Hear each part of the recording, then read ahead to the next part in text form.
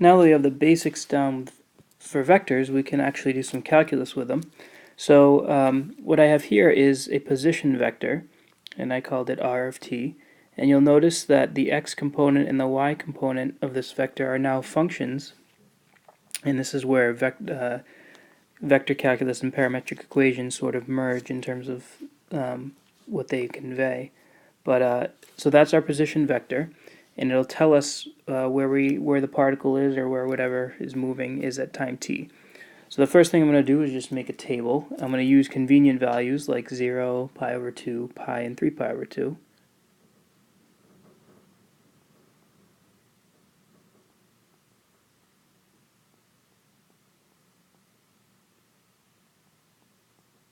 Pi, and we could use a calculator, but these are easy to evaluate because the period of these the two components is 2 pi. So when you plug in 0, you end up getting a 3 for x and a 1 for y.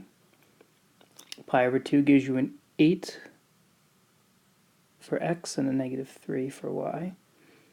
When you plug in pi, you get 3 for x and negative 7 for y. Negative 2, 3. Sorry, negative 2, negative 3. Negative 2.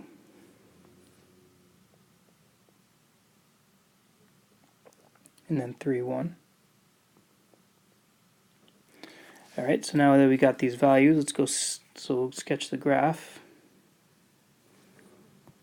So at t equals 0, it's the point 3, 1. So I'm just going to indicate that's when t is equal to 0. At time pi equal to pi over 2, it's at 8, negative 3.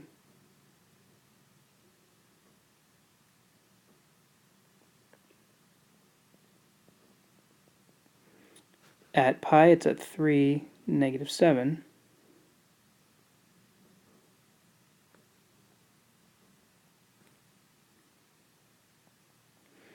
At 3 pi over 2, it's at negative 2, negative 3.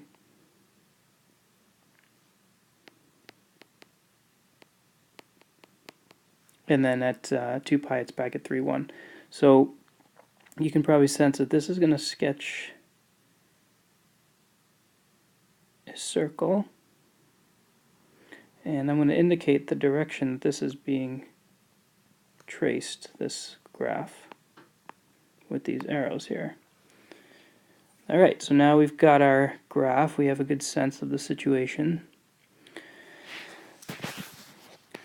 Now part B asks us to find the velocity vector and then the speed when t is equal to 3 pi over 2. So the good news is that the velocity vector is just the derivative, component-wise, of the position vector.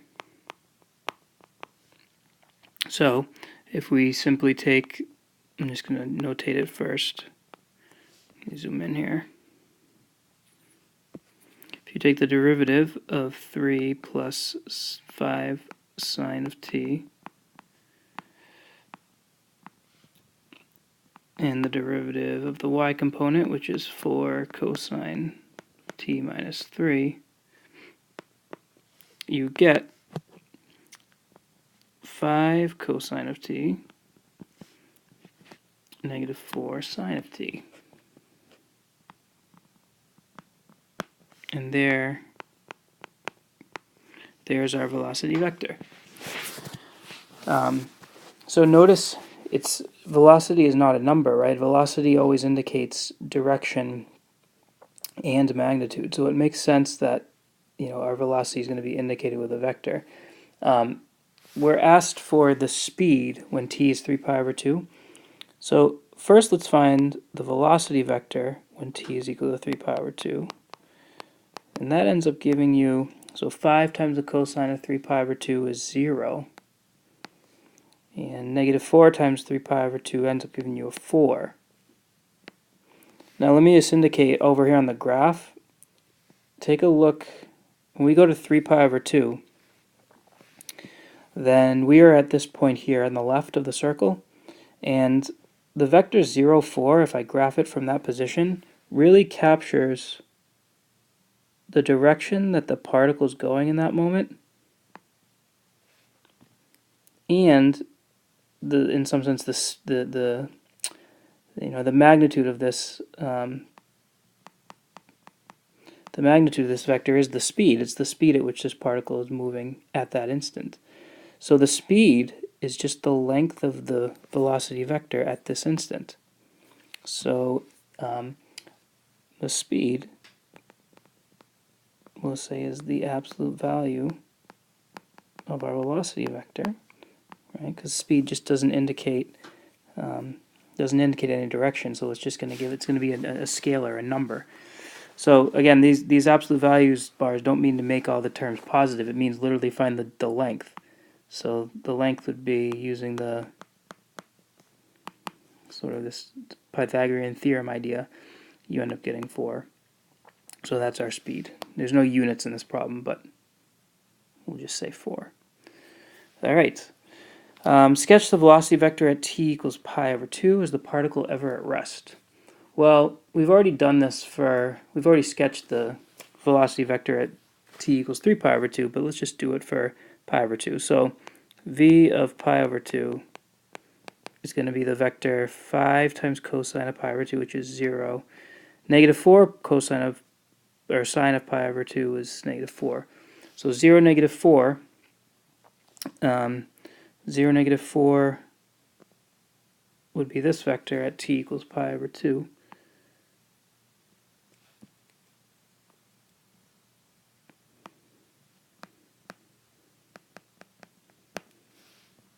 And again, you can see the length and direction are indicating the movement of the direction and the speed of this particle.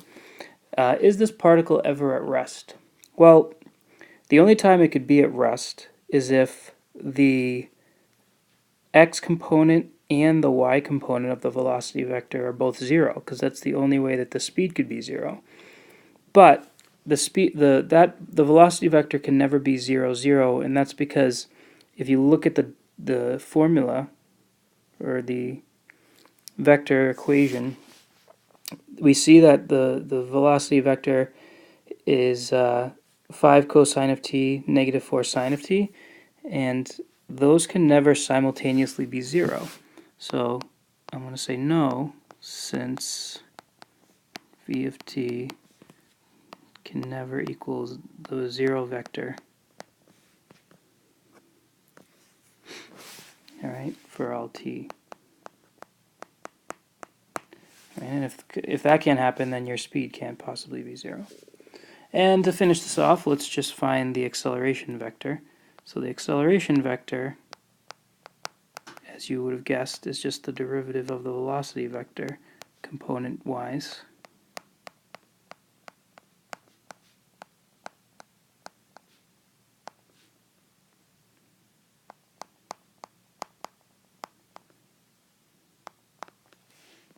And so that will give us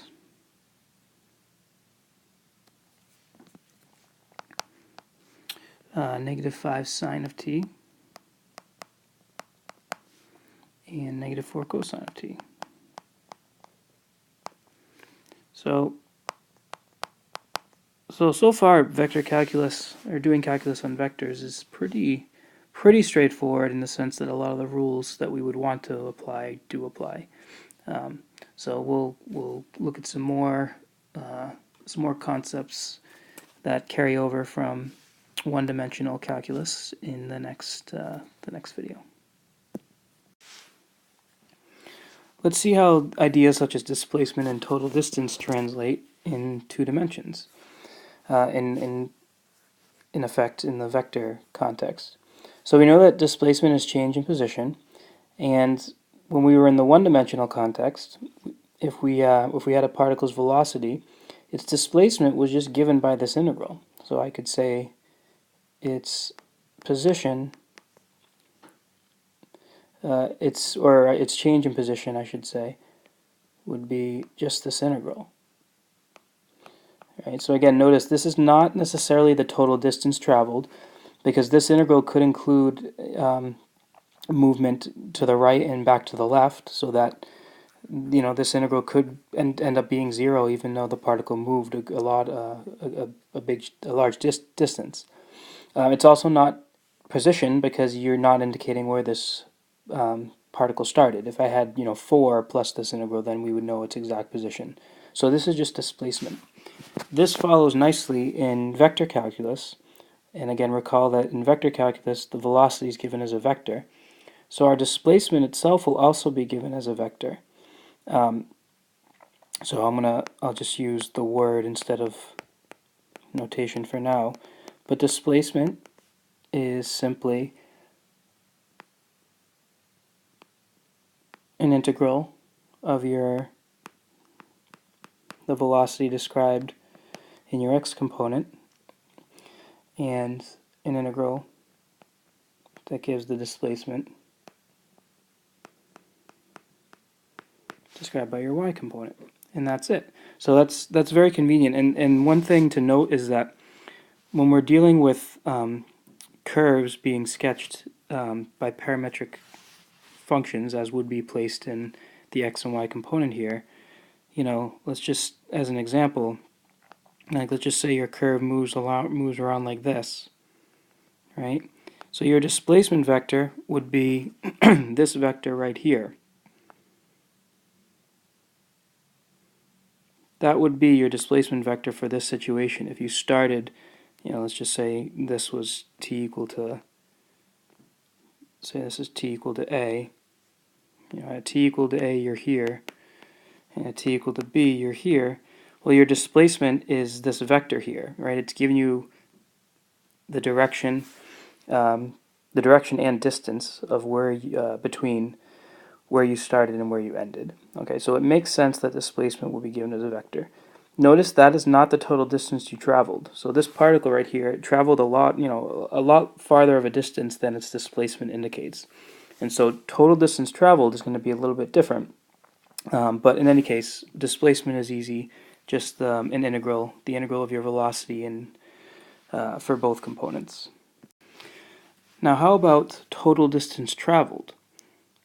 How can that be calculated when you're given parametric equations or equations given as a vector? Well, because we're in this context and we're using parametric equations, distance traveled is actually the length of this curve on the interval a to b. So distance traveled is just equal to the length of the curve on that interval.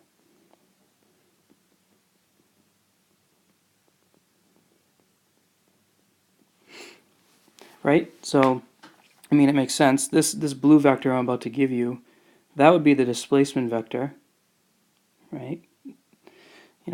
Where the vector that indicates where you ended up from where you started. And the total distance traveled would be what I'm highlighting in purple here. That length. That's your total distance traveled, because you didn't go directly there. But we already know the length of a curve in parametric. That is expressed like this.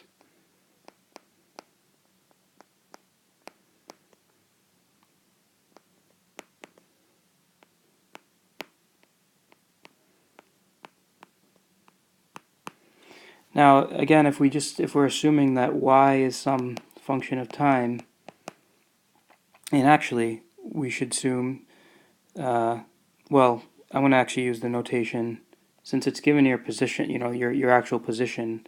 Let's use y equal to, we'll just say y of t, I guess, and x equal to x of t. In other words, it's just a function of time. Your position at any given time is given by these two parametric equations. So your position vector would just be x of t, y of t. And if you look at what we have here, all we're saying is that your distance traveled is the integral of the square root of dx dt. But dx dt is the the x component of the velocity vector, right? It's just the derivative of this. So another way of expressing this is you could say this is the velocity of your x component squared plus the velocity of your y component squared. All right, so I mean, however you think about it, I guess it doesn't really matter, but you can think of it as just notationally the length of the curve, the square root of dx dt squared plus dy dt squared. But dx dt is just your velocity, the velocity of your x component of your velocity vector, and dy dt really is just the velocity of the y component of your velocity vector.